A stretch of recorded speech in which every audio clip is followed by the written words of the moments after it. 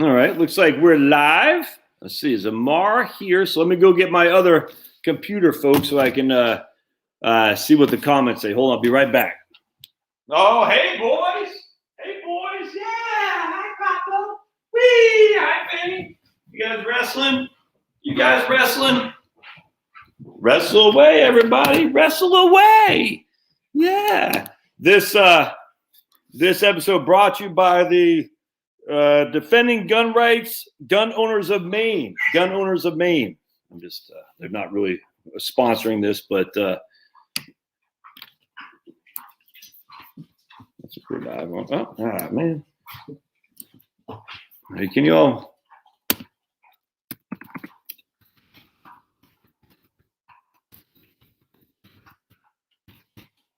Come on, man.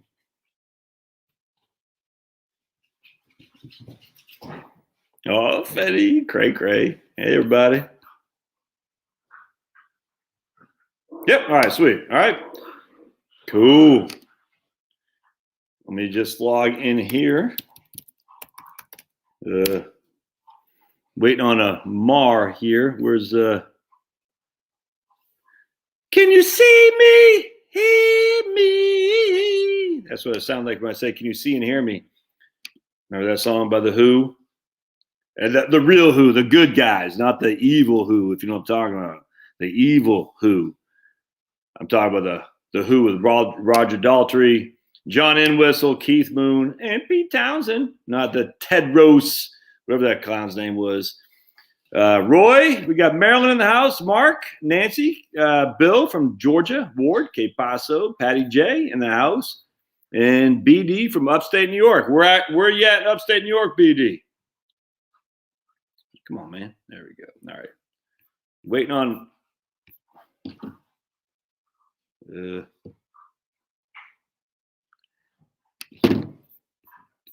gonna get this. Make sure Amar behaves himself today. That's a tough one. That's a tough one, Patty. He's out of control. Freaking Amar, out of control. Actually, he was driving with his kids the other day. He's got two little girls, I think 3 and 5. And he said, he told me, hey, Josh, I got my daughters in the car and you're on speakers. You know, so for me to behave, anyway, long story short, I made some funny noises like, I'm big on me, Josh. And they all thought that they got a kick out of it. I can make 3 to 5-year-old kids laugh, but ask my wife to laugh at one of my jokes. Not happening. Not happening, man. Yeah, right on. Look at that. Only 2 things in Texas, steers, and I won't say the other thing. And I don't see no horns. Oh, my goodness. Only 2 things in Texas, steers and something else, and I don't see any horns. I'm sure there's someone who says, ah! It's called being a joke, man. Pull the stick out of your butts and laugh, everybody. My goodness. There we go. There's Amar. Okay, I'm going to bring up Amar. All right, Mar, you're on there. Can you hear us? I can hear you. Nice jacket there. Patagonia, whatever. It's a chilly 55 degrees in San Diego. We got my man from Canton, New York. Is Canton up by it's by Watertown, isn't it? There, BD. He says snowy and cold up there. They probably got 2 feet of snow, I believe. That's crazy, man. Yeah. Did you all get 2 feet of snow in San Diego? We went to the local mountains. It's called the Laguna Mountains here. It's about maybe 40 minutes outside of San Diego. All right. And I mean, can you see that? Does that come across? Oh, wow. No doubt. Holy crap. Yeah. Wait. It's just, I mean, again, skiing stuff up there? I mean, this is why, about 15, 18 inches of snow. Whoa. It's not man-made. That's real snow from the sky. That's real. That's the Earth's snow. That's crazy, man. Is that? Hey, there's somebody from San Diego as well, yeah. Alan. Yeah, right on. We should ask Alan. Did he go to Mount Laguna? Mount Laguna. Do you hear that? Mount Laguna, Big Bear. It's where all the snow was. What? Is it crazy to drive up there or what? You know what I'm saying? Like traffic all over the place? Yeah, so I mean, like most mountain towns, most people don't know how to drive with chains and stuff like that on, or know how to put chains on. Luckily, we have a 4x4, so and we left early, so we got to bypass a lot of that mess. Well, there's a lot of people on the side just broken down and stuff, or Yeah, right. you know, if you don't put your chains on your car on correctly, Yeah. like they can snap off. Really? Yeah. Do you have a 4x4? Huh? Do you have a 4x4? Oh, yeah. What type of car does your car have 4-wheel drive? Front wheel drive. You know what I'm saying? It doesn't snow. I mean, yeah, we got front. Oh, well, actually, no, it is. Actually, I don't know. It's all wheel drive. I think it's all wheel drive, Amar. I mean, you don't have chains on your cars in California, do you? I mean, you have to carry. It's the law. You have to carry them. Chains on your cars in California? If you're going in the snow, you have to keep chains in your car. Doesn't mean you have to put them on. You just have to keep them. And they have this like ranking. It's like R1, R2, R3. Depending on that, you know, there's different requirements. Oh man, I love California. Is there anything they don't require? Tell me that, and then I'll do that. You know. All right, let me real quick. I'm just going to make sure we're being monetized here. Hey, folks, if y'all could subscribe to Amar's channel. Yes, we are in chains in California, says DK. Right on. There's my man, 6 something, but he says he got his 2008 Ford F-150. Amar, what I tell people all the time, I said, I know you're ready to retire if your wife drives a 2013 Toyota Camry and you drive a 2007 Ford F-150. There's a certain mentality that says, I don't need a fancy schmancy good time rock and roll car. I can just drive. I got a Ford Expedition, and the only reason we have it is because of the kids get to play in the back. I mean, it's so big. Well, when you have kids, it's a whole different story. You know what I'm saying? But all right, let me just so it's Client First Cap is your YouTube channel, right, Amar? Yep. All right, so subscribe if you would, folks, to Client First Cap. Put it. Well, the channel is called Client First Capital Learning. Okay. But the title is Client First Cap. Yeah. All right, so that's Amar's channel. I just put that on there. Please subscribe. I'm trying to build his channel up, and Amar is going to do 2 to 3 videos a week, which he promised me, and I told him we're going to hold him accountable. So if you can subscribe to his channel and get on him like white on rice and say, Mark, come on, man, you're supposed to be doing 2 to 3 videos a week. It's unacceptable not to, if that makes sense. All right, so let me just make sure. And you're not. And once you hit 1,000, you'll get some of that sweet, sweet YouTube money, Amar. Sweet, sweet YouTube money. All right. So what we want to talk about again here today? Oh, you got to do your disclosure thing, or what? Let's do it at the end. I mean, we just put it on the end. That way, it's consistent with all the ones that we've done so far. So check it out. Patty J says, Amar, upload more. We like you. Oops. We like you. All right, right on. Thank you. Patty J is also Amar's mom, by the way. So, and that's and Patty J also said, make sure Amar behaves. All right, so let's go into. So this is week 2 of our 13 wealth management issues. And if you see what I'm doing, I'm just looking over my dogs there. They're wrestling. Our 13-week wealth management masterclass. The first week was investments. Now we're going to talk about retirement plans. All right, we're going to go into that. And I got a nice little thing from the IRS. Amar's got a nice thing he'll share as well. But retirement plans are pretty interesting, as a matter of fact, because everyone, for the most part, is going to be covered by something. And not everybody, but for the vast majority of us, we are. And most of us will be covered by what's called a defined contribution plan, which we're going to talk a little bit about here. And again, this isn't all inclusive of everything. It's just kind of like an introduction, so you guys can get a gauge on this. I do get questions on this quite a bit, and I'm sure Amar does as well. And I think it'll be interesting. So anything to add to that, Amar? No. You have the slides, right, with the defined contribution, the ones I sent you? Because mine are not loading here. Oh, they're not? Okay, I can get them. But let's do this. What we're going to do first is we're going to go to share screen, and we're going to go over to the, boys, types of retirement plans. So is that showing up on your end? Yes. All right, so this is straight from the horse's mouth. Finnegan, hey, you, big boy, big baby.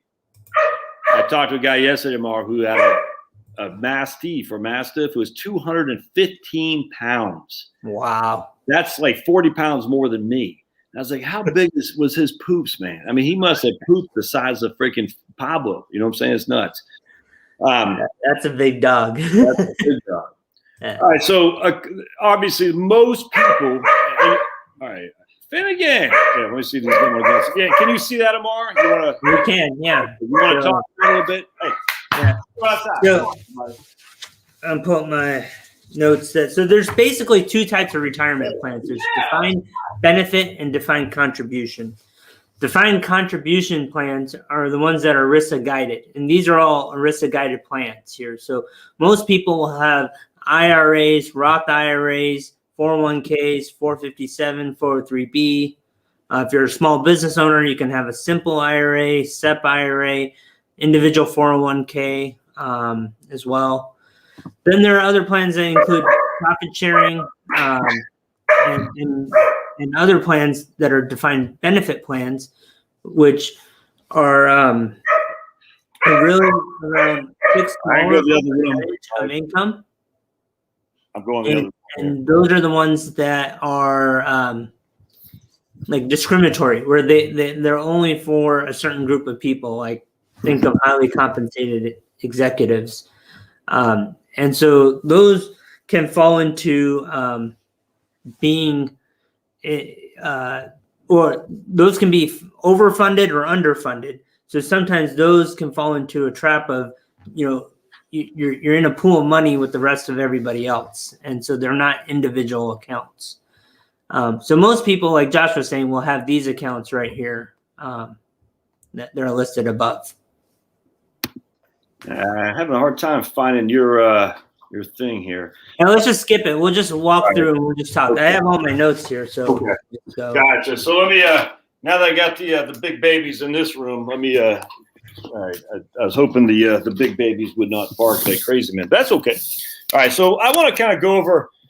So remember, an IRA is what most people have. All right. But there are two types of IRAs. You got an IRA and a Roth. And these are without having to do with anything with employer-sponsored plans. Just you can contribute whatever, to the limits that you want. And now the question is, should you? Well, we're not getting at here today, but you have access as long as you have earned income.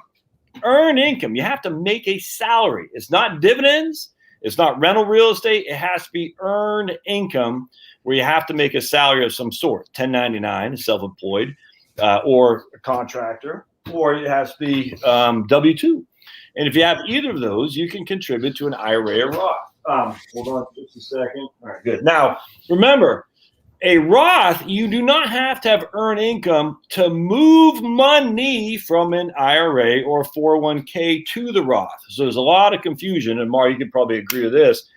People think, well, I need to have a paycheck in order to convert money from an IRA to a Roth. No, you don't. You don't have to anymore. You used to have limits on your income and all that. You don't have. I mean, you used to have limits on your income. Those days are long since gone. So you can literally be Jeff Bezos, who just left Amazon, in theory, sitting on the beach, with his 20 chicks that he's spending $1 billion a year on, and you could be that guy and still move money from your Amazon 401k to your Roth IRA, even though you're just lounging on the beach. Just so keep that in mind. Roth IRA is different than an IRA in that you can have a Roth and fund it without having earned income. All right. So the two ways to fund a Roth: contributions, just like a regular IRA. You have to have earned income, a salary, or a 1099 as an independent contractor or self-employed, or conversions. And they're two separate, different paths to get money into a Roth IRA. So I just want to be clear there. A lot of people miss those two things up. Anything to add to that, Amar, on those two IRAs and Roths?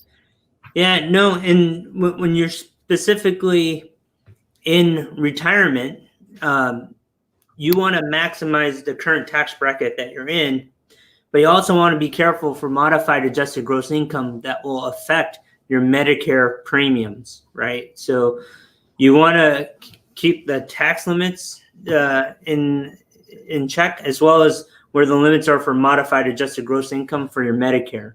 And when you're converting, you don't want to trip either of those two up. Yeah, 100%. No, 100%. Actually, good question. Is a severance package considered earned income? I don't think so, but I guess it could be if it's deferred income, deferred compensation, right? Yeah, I believe it is, in the sense that it will be on your W-2. Yeah. So it will count as earned income. And most severances include your previous holiday time, your unpaid sick leave. Oh, yeah, there you go. So severance, there you go, severance paid. Now, actually, the question that I get a lot is deferred comp. Some deferred comp is subject to FICA, which would be considered earned income. Others is not. And it's always, whenever I talk to people in my financial planning, Amar, they're always like, hey, I got some deferred comp. Can I still contribute? I said, do you know if there's FICA taken out? And very few people do. You ever had that a case or anything like that, Amar? Yeah, I know with a lot of executives that their deferred comp plans are structured. And I think the tail sign that there's no FICA if it's a non-qualified deferred comp. And that kind of leads into if those funds are considered earned income or just deferral of current income. So if it's a non-qualified, it probably will have taxes, FICA taxes taken out. Will not. Well, not. Okay, gotcha. No, okay, not qualified. Okay, I was thinking not qualified. Okay, gotcha. Right. Yeah, so the non-qualified plans are guided by the IRS 409A code, which has a different set of rules. Oh, gotcha. That makes my head spin just even having heard that. I will never unhear that in my mind. Yeah. The IRS 409A code. We need more codes. All right, so let's talk about the big ones where it's a deferred contribution plans, 401k, 457, and you'll see 401k, 43B, and 457. We're going to talk mostly about 401ks and 403Bs here. Go ahead, Mom. Yeah, so I think the key thing that differentiates these plans that Josh just mentioned versus other plans is that you have your employee contributions that are the 19.5 is the max, right? You have your employer contributions, that could be your match that you receive, right? Like 1/2 of 6% or 6%. And then you also have the employee after-tax contribution that you can put in, which in 2021 the max is $58,000 for the sum of all three of those. Did you say 58,000? Yeah, the sum is up to 58,000. So if you're putting 19.5 and you're getting another, let's say 5,500 in terms of a match, so your total in there is 25,000. You do 58 minus 25. You get 33,000 is the amount you can put in after tax into a qualified plans. And that's true for 401ks, 403Bs, and whatnot. You have to be over 50 to get that much? We all have a max of $58,000 that is ERISA-guided contributions. It just depends on how you put those contributions in there. So if you're over 50, then you can put an extra, you can do more, right? Because of catch up and all that stuff. But then it reduces how much after-tax contributions you can put in. Okay, gotcha. All right, so still, that's a lot of flipping money, man. Yeah. Actually, I would like to dive into this a little bit more on the 401k plans in particular, because Amar does something that I think is pretty cool, which we're talking about. So tell them what you do on your own for your own business with your own 401k, SOCIALIZE at Fidelity, I think, that goes into a Roth, all that. You want to talk about that? Yeah. So and this would be a longer video. Yes, the answer to that question is yes. So I believe tax rates are going to go up in the future. So when I retire, I want to have more tax-free money, my income coming from tax-free sources than taxable sources. Yeah. And so in my 401k plan, I have an option to do a Roth 401k contribution. And so I maxed that out. And then you can put up to that $58,000 amount that I just mentioned into so you take the difference between the two and you can put that in the after-tax contribution. And then at the end of the week, you can convert that, just once the money has been deposited, you can convert that into the Roth 401k bucket. Because remember, the IRS has said that money that's in the after-tax portion, when you retire, the basis can go into a Roth and the gains have to go into an IRA. But if you convert it right away, there's no gains. And so that whole dollar amount will now grow tax deferred and tax free. Yeah. Yeah, that's a smoking deal. Now, do you have to worry about the aggregate rules in that regard? The aggregation rules, you know what I'm talking about?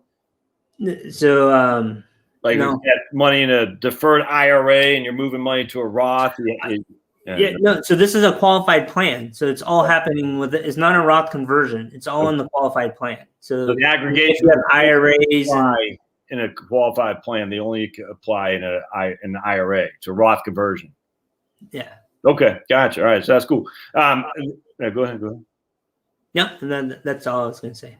Well, the point being is that I think a lot of business owners, and especially as we go more and more to people running independent contracting, that's the way of the future.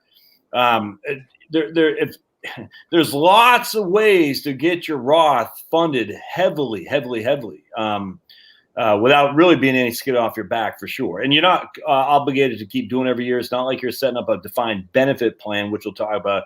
I mean, if you're making good money and you feel like Amar does that taxes are going up, which, the idea they're going down is silly.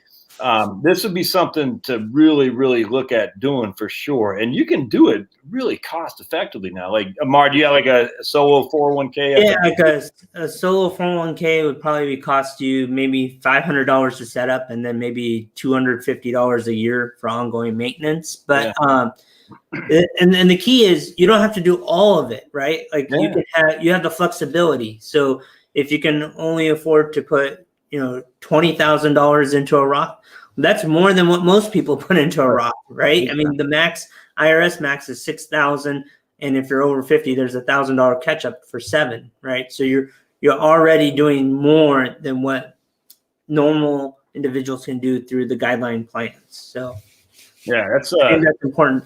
And Josh, are we allowed to draw on this? Does this allow us to draw or? Because what I wanted to show is that when you put money into a 401k plan, it's pre-tax going in. I'm not sure, Amar. I'm sure it does. I just don't know how to do it. Sorry, man. Yeah. I'm just going to use back of the paper and I'll just draw. Yeah, I'm not sure. I think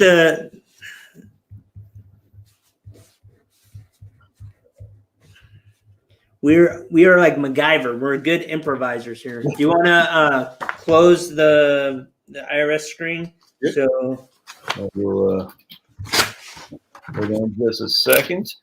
We're gonna hit stop. All right, there we go. All right, cool. Here we go. So this is important to remember, right? So in a 401k, 457, 403b plan, you're putting money before taxes into the plan. You're not getting a 1099 each year, so it's growing tax deferred. But when you take money out, it's 100% taxable at ordinary income rates, right? So essentially, the money that you're putting in, this is growth. This is the money that you put in. I don't know if that comes across. You put money in as investments. You're hoping your investments grow over time. Right, but you're getting taxed on this whole dollar amount. What you put in, and the growth, right? And that is really in retirement planning. What you want to focus on is how much of that are you paying taxes on, and where. Oh, hold on, Amar. I got my daughter Chloe and her friend Caitlin here. They just come back from lunch. They're juniors in high school, and they came by to say hello to the dog. So. And Finney smells Caitlin's got. Whoa, Finney! Whoa, Finney's smells Caitlin's dog, and he's going nuts. All right, so there they go. So all right, thanks, guys. All right, whoa, Finney's going nuts there. So that's all right. Woo, that was fun. I thought having kids was going to be a challenge. Having dogs is more of a challenge than kids any day of the week, man. Good night. All right, so you're back, Amar. You're back. All right. And so the second thing here, so like the Roth 401k and why I like it so much is that you're putting after-tax money in, right? You're already paying the taxes now. It's growing tax deferred, and then it's tax-free, right? Even the gains, even your investment, the interest that's growing, is going to come out tax-free. So the proper way in terms of planning, and I'm sorry, like the slides are not working, but yeah, just trying to write it real quick here.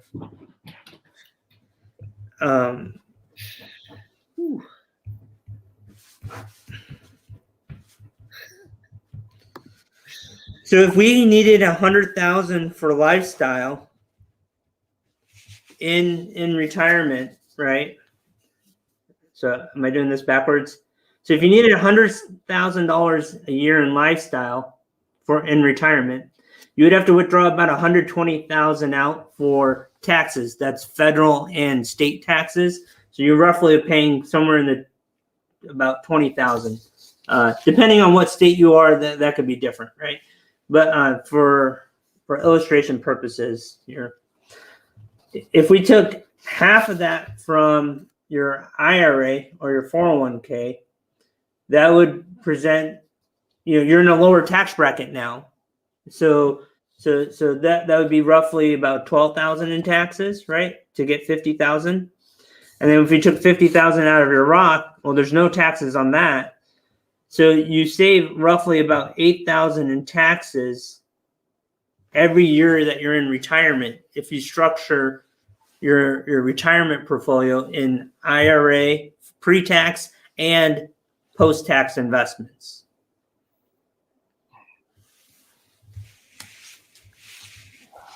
Oh, man, I'm not. Someone just tooted, and it wasn't me. Oh my goodness. All right, so a couple things to think about when it comes to Roth. Like I live in Georgia. Georgia is actually quite tax friendly once you hit 65. It's not tax friendly from an income tax perspective if you're under 65 and you're making any kind of money. It's just not. So the drawback about the Roth is that if you're going to move to a tax-free state and you're living in a taxable state, i.e. Georgia versus an hour and a half north in Tennessee, it might not be as worthwhile to do a Roth because you're living in a high tax state relative to where you could be in the future, if that makes sense. A lot of people, it was a girl's friend. Woo! Yeah.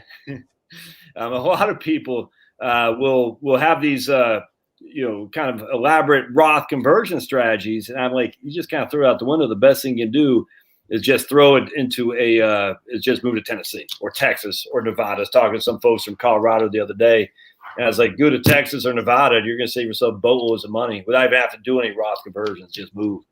The drawback, frankly, is with California, New York, more and more states, their long tentacles of tax revenue could chase you around a little bit. In fact, Rush Limbaugh talks about that. I don't know if he still does anymore, but when he moved to Florida, the tentacles of New York were auditing him even when he had lived in Florida for many, many moons. And, these states, the point is don't ever step into these states to begin with. But if you're already there and think about moving, you just might want to hang tight. It's always a challenge to see what the best way to go is. It's tough for sure. But even Georgia, even southern states, man, people are like, I'm going to live in the South. It's cheap. Well, yeah, it's cheap, but they still tax you. I mean, other than Tennessee and Florida, you still pay an income tax. Yeah. And if you're thinking about coming to Alabama and having low taxes, and it might not be as cheap as you think. That's for sure. Puerto Rico here, CEO of Facts says Puerto Rico has 0% federal, 4% local, and 0% capital gains. Oh man, hey, it's Ned Meyerson. Look at that from Groundhog Day. Ned Meyerson wants to sell us some life insurance. Remember Ned Meyerson from Bill Murray's Groundhog? Bill Murray's, yeah. And we just had the Groundhog's Day yesterday, right? Yeah, so absolutely. Let's answer some of these questions here, Josh. Teresa says, "Is the money you do in a conversion from your 401k, is there RMD required on the conversion?" No, Roth IRAs do not have an RMD requirement. However, if you pass on, your surviving spouse may have an RMD requirement, and that's based off of age. Well, let me elaborate a little bit on that too. Is that you can't convert your RMDs either. So if you're over the age of 72, and who knows, maybe 75, and you got 20,000 of RMDs, you can't put those. You literally can't convert those RMDs to satisfy the IRS. Yeah, and I'll go to the next slide that I'm doodling here in a bit. Can you take penalty free from Roth? So when you're over, for most plans, most 401k plans, if you're 57 or older, you can do an in-service distribution. Yeah, where'd you see that? Oh, right there. Okay, gotcha. Yeah, right on. Mm-hmm. And when you do an in-service distribution, you can move that money to a individual retirement plan. So if you had pre-tax, you move it to an IRA. If you have a Roth 401k, you move it to a Roth IRA. You can take money out at that point. And so I guess the question is the answer too. There's a lot of administrative rules, so it's plan specific. But if you have in-service distributions, that's a way to get around that rule for distributions. And I actually the administrator of these plans is actually a big deal. As during the whole CARES Act thing, I was getting not an argument, but a guy was challenging me that about the ability to take the $100,000 on the CARES Act and all that. I said, and he said, it's long story short, his administrator did not allow him to do it. And he felt that the IRS didn't allow him to do it. So no, it's not the IRS. It's your planning document. They haven't changed it. And a lot of administrators did not. And that's the drawback with some of these firms, smaller 401k plans and defined contribution plans on the whole, because they don't want to have to change the rules and regulations a lot. So a lot of times it's just almost an off the shelf. And if your administrator doesn't allow it, it's not going to happen. But more and more in-service, well, hell, we got a lot of 401k plans that don't even offer a Roth contingent. That's starting to become less and less, finally. And more administrators are starting to allow in-service distributions as well, but it's really contingent on your plan. Yeah. Right here, Loa, I need to work on getting more of my money to a Roth. Most of my money is in a post-tax brokerage account. Yeah, so I'm like, you got to be careful there, Lola, because we don't want you to sell. Like, let's say you have VTI and you have $100,000 in there, and only 75,000 is your cost basis. Just be careful before you move $6,000 a year from that VTI post-tax account into a Roth, assuming you have income, because there might be some tax gains there for sure. You just got to be careful on that. But no, Roth is by all means is better than a taxable account, which, in my opinion, is better than a deferred account for sure. And I think the key here is that when you're in retirement, if you have a lot of money in this post-tax brokerage account, every year you're going to get a 1099, right? So if that same savings that you're doing there can be diverted into a Roth, you won't generate a 1099 each year. And I think that's important for tax planning as well. Jeremy, question about RMDs, I presume on Roth. So elaborate on that some, because I mean, there's RMDs on Roth for spouses. Talk about that. I'm not sure where you're going with that. So if you're the primary owner, there's no required minimum distribution in the Roth. But if you pass on and your spouse inherits the funds, which I can pull up here. Let me pull up the thing here. Because with the Secure Act, it is different. So you're saying for a Roth IRA or 401k? Because I'm not familiar. The Roth 401k does not have RMDs either. There's not. We need to specify. Roth 401k does have RMDs, but what I'm saying is a Roth IRA is an inherited spouse. You're saying there's RMD? I don't think that's true. Let's confirm that. I don't believe that to be true. I might be wrong, but let's confirm that. So just FYI, a non-spouse beneficiary, folks, will have RMDs. That's a fact. But a spousal beneficiary, I'm not sure. So he's going to pull that up. Roy, PR has no federal representation. Well, it'll probably change here shortly, right? All right. So while Amar is looking that up, For someone who has an inherited IRA, can they contribute to a Roth IRA? They cannot contribute to an inherited Roth IRA, Chicken Charlie. But if you have your own earned income, you absolutely could to your own IRA. So remember, inherited IRA is its own unique account. You can still absolutely contribute to your own Roth IRA, as long as you have earned income, W-2, 1099, earned income. You can always convert, but you can never. The inherited IRA is its own separate entity, if that makes sense. You find anything there, Amar? Yeah.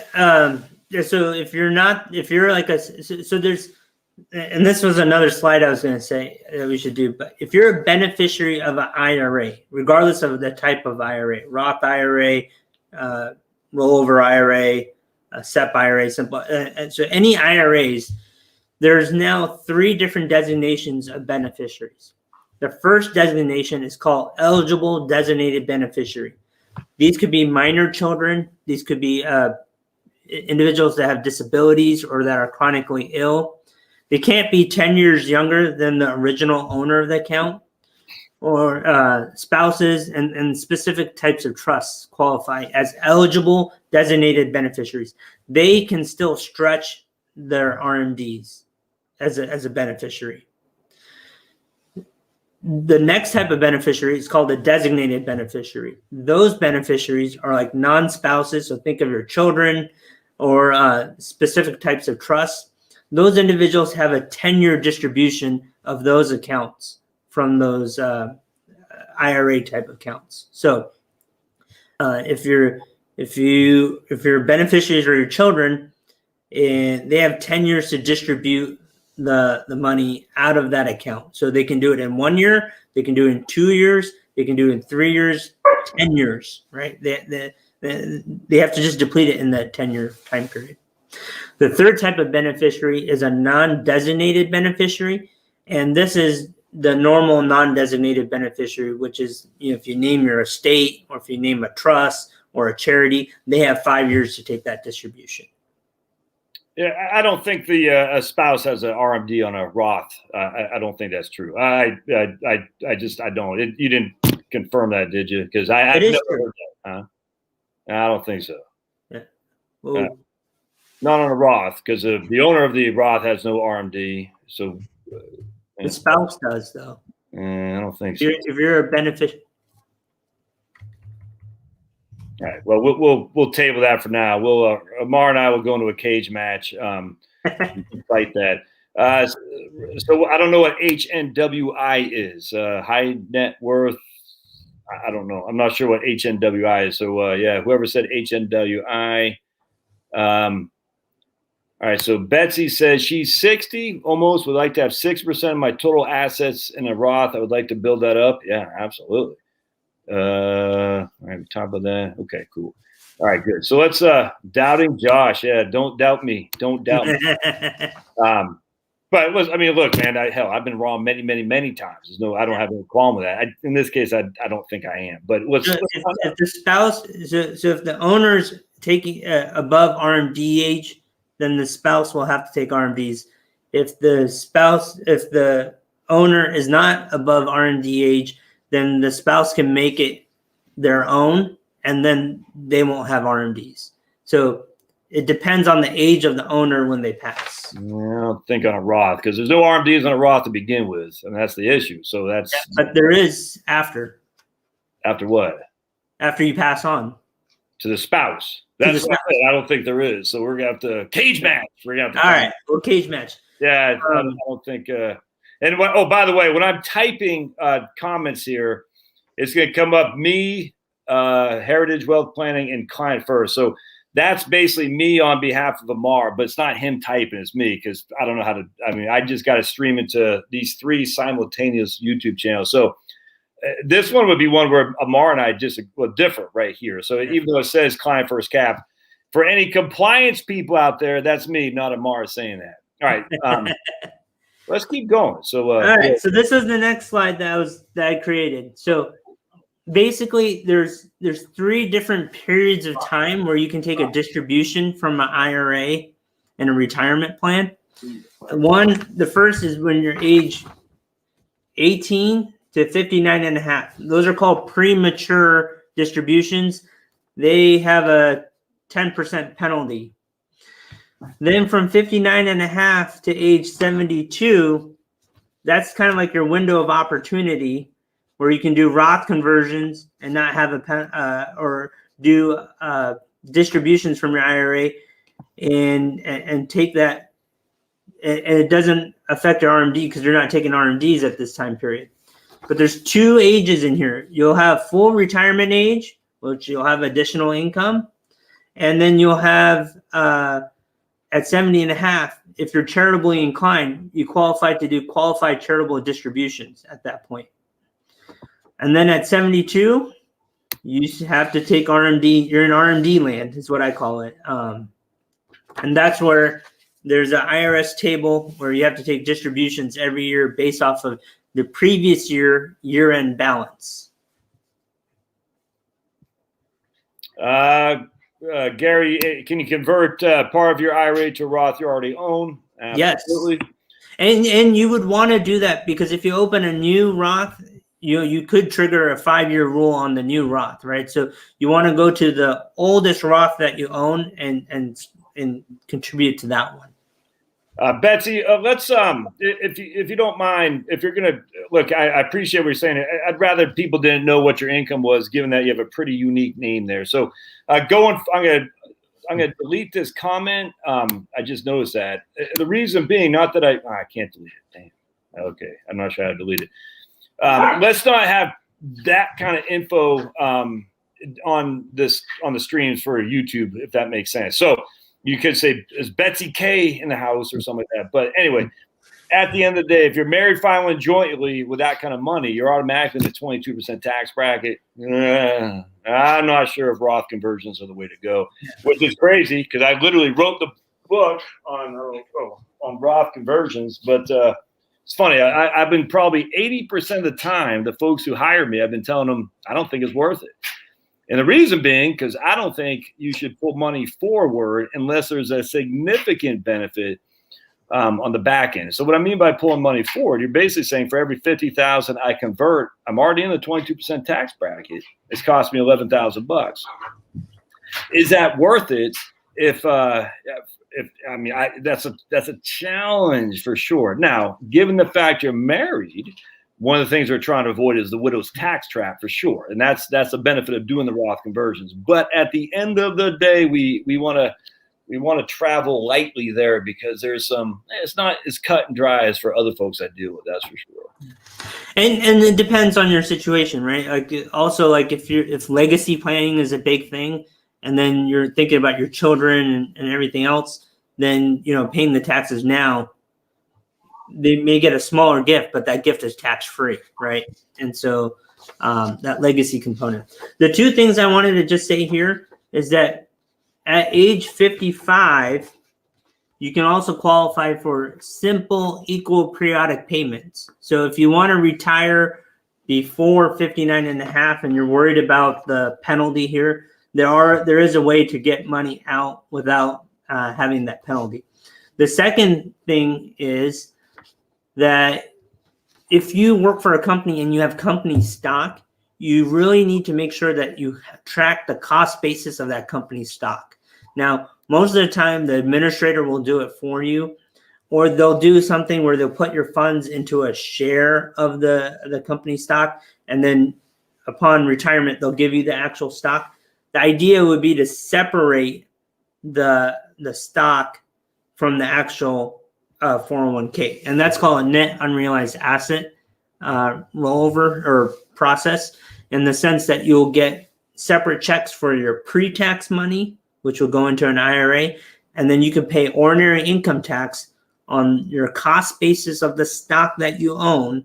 Yeah. Put that in an after-tax account, and then one day later, it's considered long-term capital gains.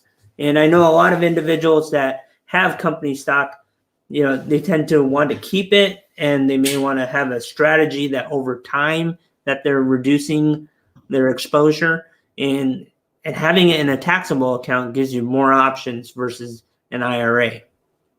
And obviously long-term capital gains today for most people is going to be lower than ordinary income tax.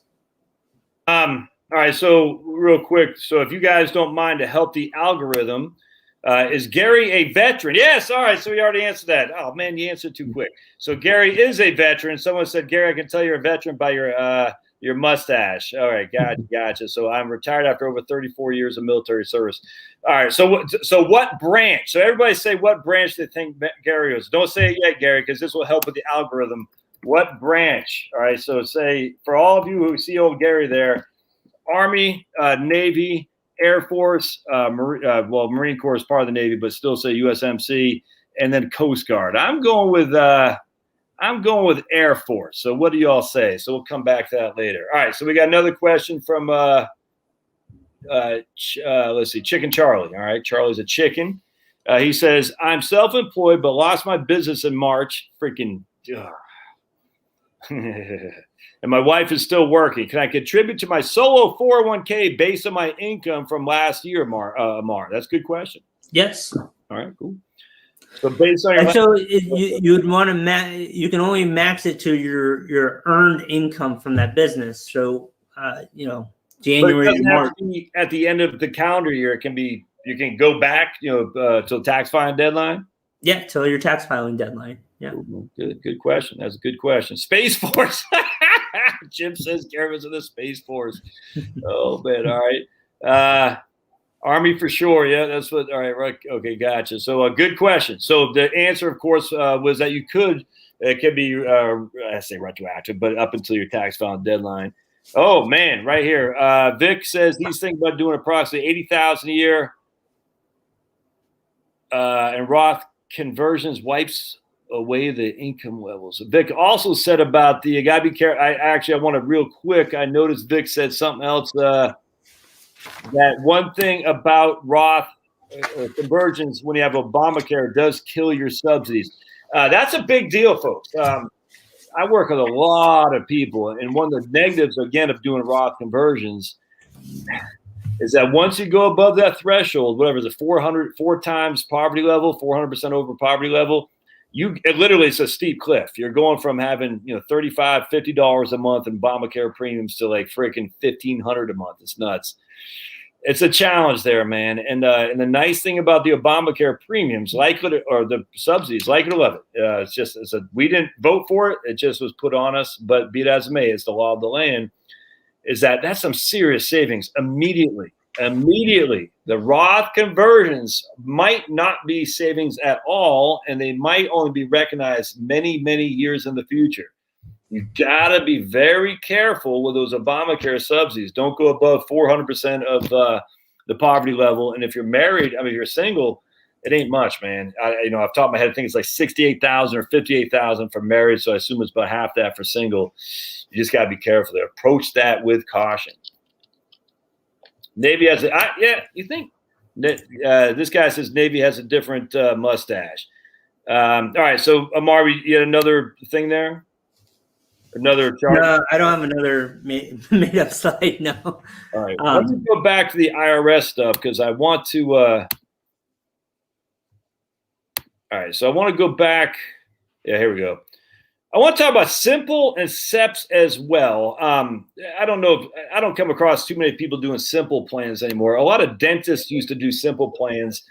I don't know if they still do that much. A SEP IRA is interesting. Actually, now that you can do an individual 401k, the individual K is much, much better. But anything you want to talk about on SEPs and simples, Amar? Yeah, if you have So in a SEP, you have to give to everybody that's part of your business. Yeah. In a simple, your employees have to contribute, and then you can match their contributions. So depending on the size of your business and what you want to do in terms of giving a benefit, those two plans, there's a big line in the sand to differentiate. One thing I would say, though, is that if you're looking at a SEP, and you believe, like me, that taxes will go up, then you may want to consider the solo 401k. Yeah, 100%. Because you have the after-tax option, and the other thing is that you can take a loan if you need in an emergency situation from a 401k, which you can't from an IRA. Man, great. And on top of that, Can you separate from service 55 and beyond, keep your solo 401k and have access to that money without a penalty, unlike a SEP? You see what I'm saying? Because you can in a traditional 401k plan. You know what I'm saying? Yes, you can do simple equal periodic payments. Not even that. Not even that. Just, the post 50, if you're 55 and beyond and you separate from service after 50, once you're 55 or older, and you keep your money in your previous employer's plan, you have access to that without paying a penalty, a 10% penalty. It's one of the 72T, the exceptions to the penalty. I would imagine the same thing on an individual 401k, right? Yep, because it's an employer-sponsored plan. Exactly. Now, the only wrinkle there I'd say is that you're still paying admin fees, but I mean, it's like $250 a year. It's not. So you had said too that you could borrow against it, which is, I think, actually huge. I think a lot of people inherently say, "Don't ever borrow." I completely disagree. Yeah, you just more flexibility in the solo 401k for sure. I just remember the simple plans they did have. If the employee did not contribute, the dentist wasn't responsible for making the contribution on behalf of the employee. But it's just you're limited how much you can put in. It wasn't that much. And I remember the SEP was a nice alternative, but now they got the individual 401ks, and it just is better. Are you not just on individual 401ks, Mar? Are you the administrator on just regular 401ks by chance? Yeah, we use Fidelity. Can you be the guy though in charge of that for a client? Yeah. I mean, we don't do a ton of those, but yeah, that is available.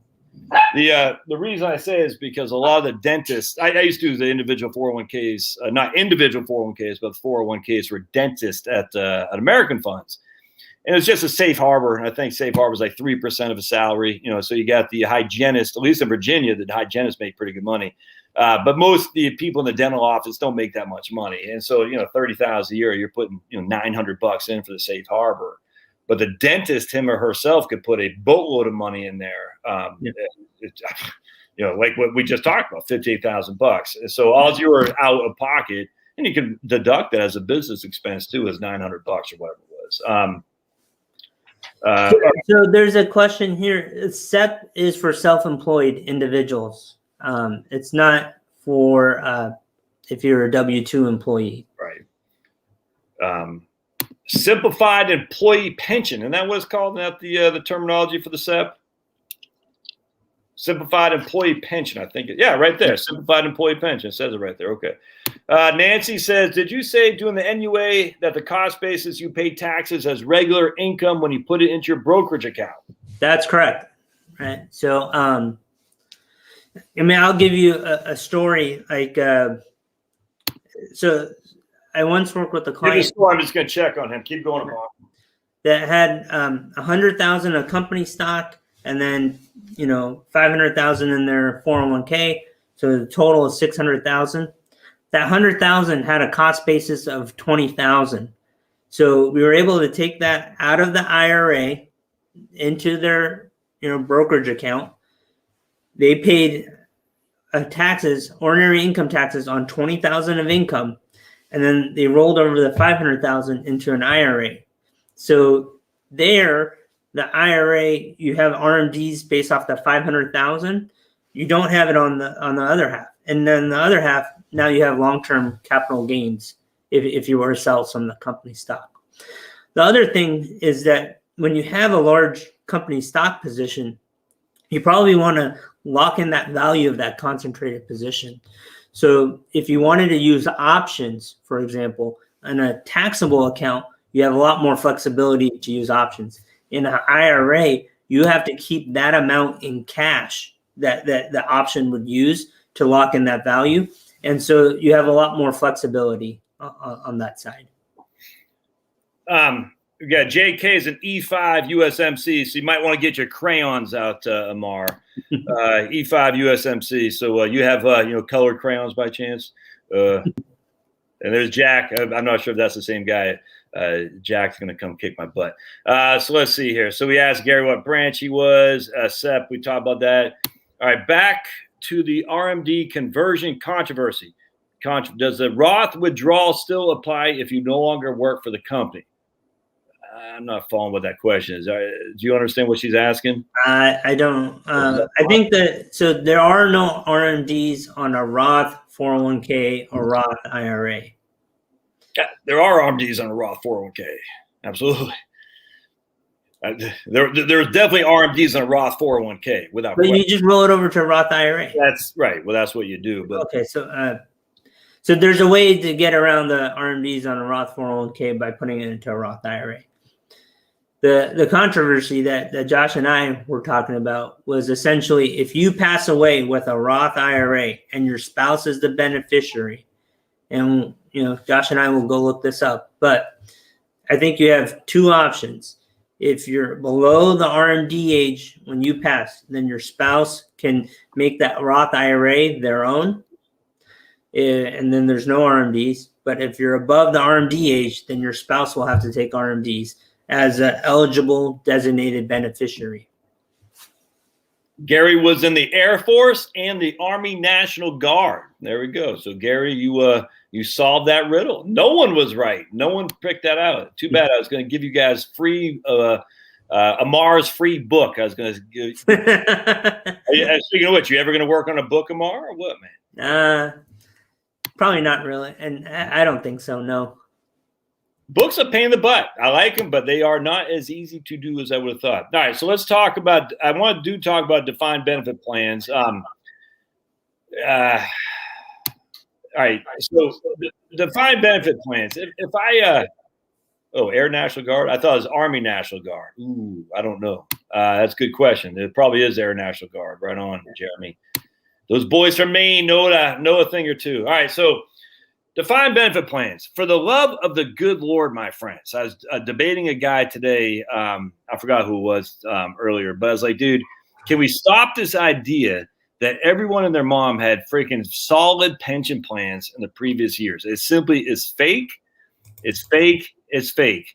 There's the reason we have 401ks, defined contribution plans to begin with, is because the pensions were not funded in the 60s and going into the early 70s. And that's why we transitioned from the DB plans, the defined benefit plans, which is a pension plan, to the defined contribution plans. Do not allow these people to sit there and say, oh, we just need to go back to the days of pensions. That's foolish behavior. It's stupid, and they don't know what the hell they're talking about. It ticks me off.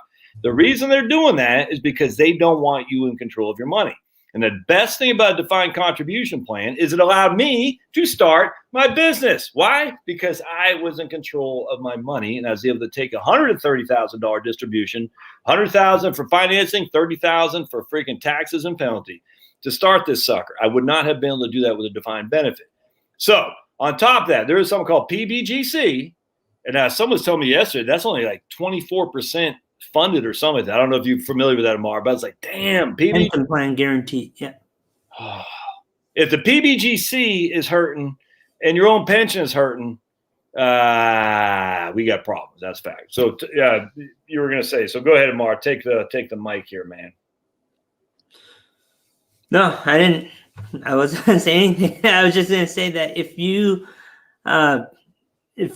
are in a business where it's just you and your spouse or something like that, you may want to look at a defined benefit plan if you're highly compensated to store more money away for yourself. And I think the big thing is to focus on, if you're going to have employees, then you're not going to want to have that liability, and you're going to go towards a defined contribution plan. And so, yeah, that's it. A lot of dentists, going back to dentists, they can shield a boatload of money in a defined benefit plan. It's nuts, actually. Let's just put it this way: if you're self-employed and you're making bank, that might be something you do. I'm not the biggest fan of it. I actually, going back to somebody had said in here, Lola, I won't be able to find it, but she had mentioned that she has most of her money in post-tax accounts. Me too. I mean, I'm 100% okay with post-tax accounts. I think there's a lot of defined benefit plans with census data you got to put in there. Lots going on. It was very attractive to me as a young broker because if I could take a dentist who had excess cash and move them to a 401k plus a defined benefit plan on both of them, That's pretty That's pretty attractive, but that takes a lot of cash to make it work, and there's a lot of commitments. And frankly, a lot of those dentists, it's going to be tough to make those numbers work for a significant amount of time. So before you run out and say, I need a defined benefit plan, I'm telling you, man, proceed with caution. They're not all as cracked up to be. And there's plenty with Kentucky, Illinois, New Jersey. These are government defined pension plans, defined benefit plans, and they're all hurt for sure. There's no other way around that. There's going to be a come to Jesus moment for some of these places. I think so, because like a lot of these pension plans have over delivered, benefits, and they're underfunded, yep. right? And so 100%. I know, like United Technologies Corporation, right? Their pension is 94% funded. I mean, that's great. Yeah. But now you can get that number for your pension by talking to the pension plan administrator to find out the percentage that they're funded. I was talking to a guy yesterday, a union, which will go nameless. You basically pay like $600 or $800 a month for 20 years. Then you get a huge amount of benefits. I was like, that's no different than Social Security. It's like a Ponzi scheme. At some point, though, there's not enough money to fund it. So here's my man, Hollywood Baby. He gets 82.5% of his annual salary in his defined benefit plan after 30 years, 2.75%, and he works with the fire department. The problem with that is I guarantee, look, you're just dealing with the rules. I guarantee Hollywood Baby probably did some serious OT in those last 3 years, Amar, and made that salary look good. And now he's probably going to get a $100,000 pension with a cost of living adjustment. And there's no money. The state of California and his municipality doesn't have the money for that. And I'm not blaming the guy. He's got to do what he's got to do. But those days are over, man. Very few people are going to be in the government. The private sector is already done. Very few people in the government are going to be able to do that anymore because there isn't the money. There isn't. And on top of that, the Ponzi scheme works as long as there's a new flow of cash coming in. The minute the cash stops because there's no new flow, i.e. we have an older population with fewer and fewer employees coming in, we're going to have a big, big problem. So just be advised. Yeah, right. That's funny. When did that happen, Pulverizer? Teamsters pension went kaput. Was that recently? Because that was a pension I was talking about, Teamsters. It is funny because the guy's like, I said, why did you take a survivor benefit? And the guy told me he didn't want to take a survivor benefit because he didn't think the Teamsters pension was going to be long for this world. So it looks like PBGC is in charge. And if you look like airline pilots, they're getting, they were promised $6,000, $7,000 a month, and they're getting $3,400 PBGC. PBGC is not funded well. United Airlines, Chicago, the whole thing's just it's a ball of, it's built on sand. All right, so 3 to 4 years ago, right on. Okay, there you go. So Teamsters pension 3 to 4 years ago, over promised and under delivered. Just real quick, so some folks, and probably not anyone here, they're going to jump on, I'm going to work for the government. I want a big pension. Man, I'm telling you, man, think twice, think 3 times. I think the best way to generate wealth nowadays going forward is to be your own boss. I was reading an article yesterday. It was on Medium. You ever read Medium, Amar, by chance? No, I know what it is, though. Yeah, it's a million different bloggers. Most I don't like, but there's some real good ones. And this guy's actually pretty good. A young guy, too. He said the best way to build wealth is to own your own business. And I completely agree. I think at the end of the day, we're going to go into a society of independent contractors. And I actually think that's good for freedom because that means people are in charge of their own destiny, essentially. I think it's bad for, there's a good book called Who Stole My Pension? Interesting. I'd have to check that out. I think the more self-employed people we have, the more independent-minded, more entrepreneurial, and the less reliant on big daddy government. I think it'd be a good thing. Hollywood Baby says he works for DeKalb County. All right. Yeah, well, here we go. Jim says, I noticed I might need a new CPA and CFP. Do you use Right Capital? No. Amar, how much software do you use? No, I use eMoney, which is a Fidelity product. And most of my planning is around, connecting the dots between income that you need, taxes, and estate planning. So eMoney just happens to be a better software for those pieces. eMoney from a estate plan perspective is awesome. There's no other way around it. I used eMoney before I came to my own firm. Right Capital is one step below it, but for the fee, it was significantly worth it because eMoney ain't cheap. And then Fidelity bought out eMoney, and I was kind of worried about eMoney going downstream. I don't think that eMoney is fantastic.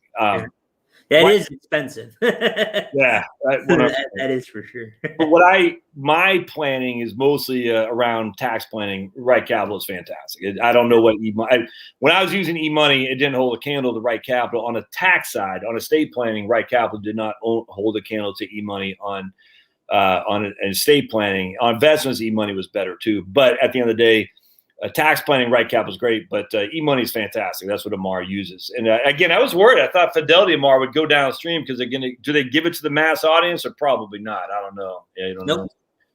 You have to be an advisor to use it. Yeah. And I think Right Capital has a portal where clients and advisors can work together, right? Go back and forth. eMoney doesn't have that. That's 100% advisor driven.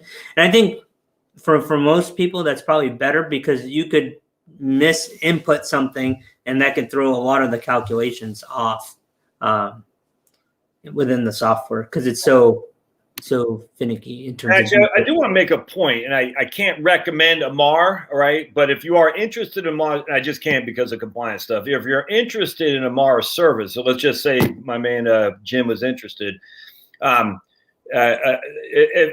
If you've got the right capital through me, that's great. But if you're gonna, work with Amar, you need to use what he has because Amar won't have his same inputs that I have, and the software is different. And I cannot stress this enough. I had a guy show me his financial plan from another firm that will go nameless, and I said I just don't agree with that at all because the inputs are different. And that doesn't mean they're wrong or I'm right, but if I'm blessing you, my son, with my seal of approval on your financial plan, it's not going to be based on someone else's stuff. It's going to be based on my own. And just as an FYI, for any of you guys who are considering Amar and you have Right Capital, do yourself a favor and say, let me use your software to Amar, and I can compare the two. I think that's the best way to go. Yeah.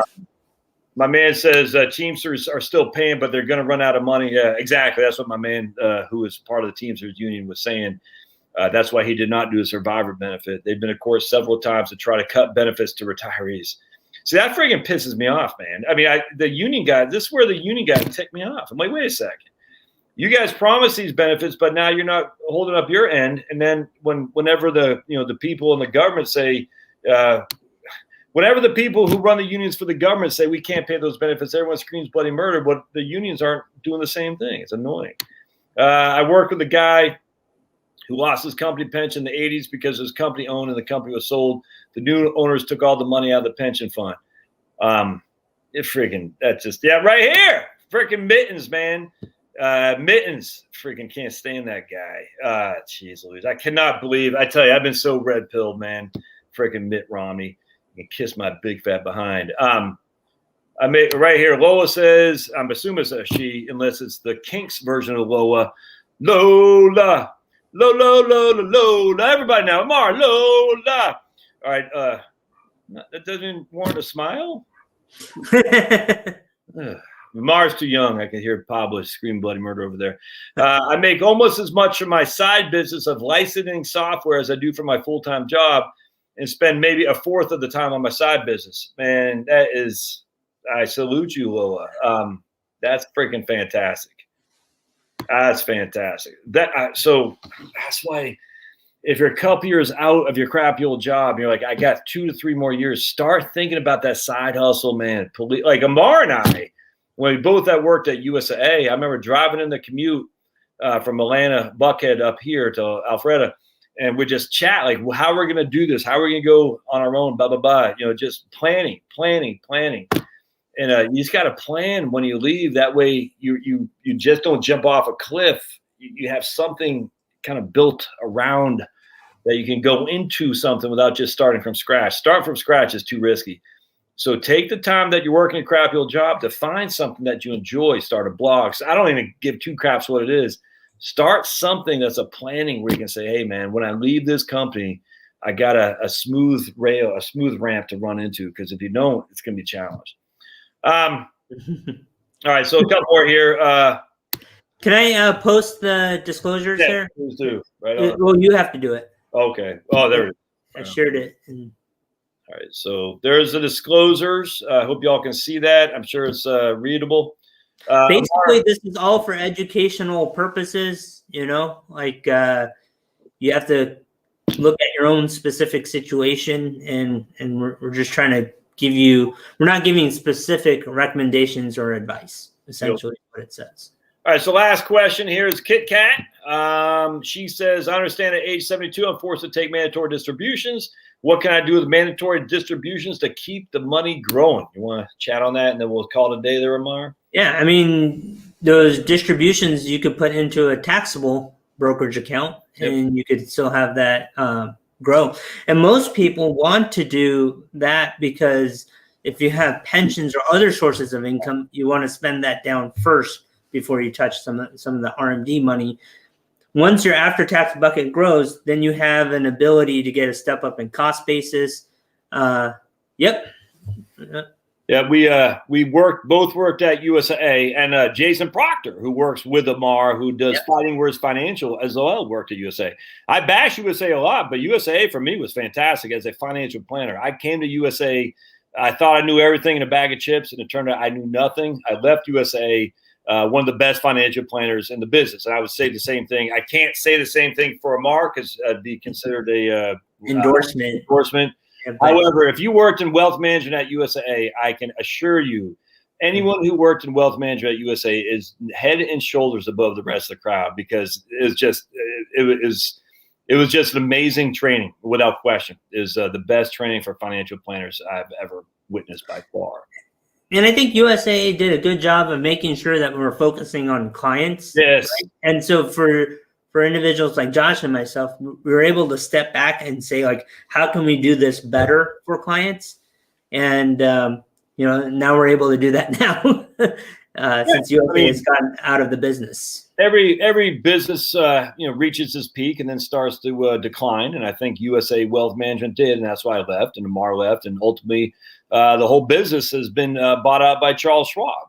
But for the 15-year time frame there, it was fantastic. No other way around that. And but things change. Let's see. USA is my priority, my primary bank. Yeah, right on. All right, so we'll get you guys out of here. Amar, muchas gracias. 2 weeks. All right, so 2 things. Go to Amar's Client First Capital Learning. Client First Capital Learning is Amar's Client First Capital Learning, right, Amar? Yep, that's my YouTube channel. Subscribe to his YouTube channel, please. We really want to get that to $1,000, 1,000 subscribers, so he can start making that sweet YouTube money. 2 weeks, we're gonna. What's the topic we're doing in 2 weeks, Amar? I forgot.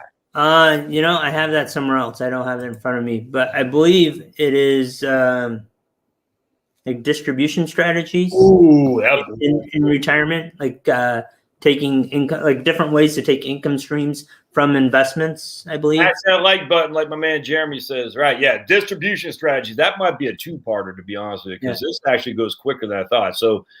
That might be a two strategy thing where we do 2 weeks of distribution strategies because there's a lot going on there. All right, yeah, and we'll find out if we'll find out what's the deal with surviving spouses on Roth IRAs, and we'll just know. I mean, we're gonna find out one way or the other. And we'll post it on here so everybody there's transparency. It's perfectly clear. Exactly. Amar, more videos. Let's get cracking. So remember, Amar has promised us 2 to 3 videos a week. So Patty is going to come to your house and freaking drop kick you, Amar, if you don't. All right, guys, I got to get ready for an appointment here. I got 2 dogs barking at me. We'll see you later, Amar. I'll talk to you after my next appointment. All right. All right. Bye. Thanks, everybody. Yeah. Thank you. See you guys.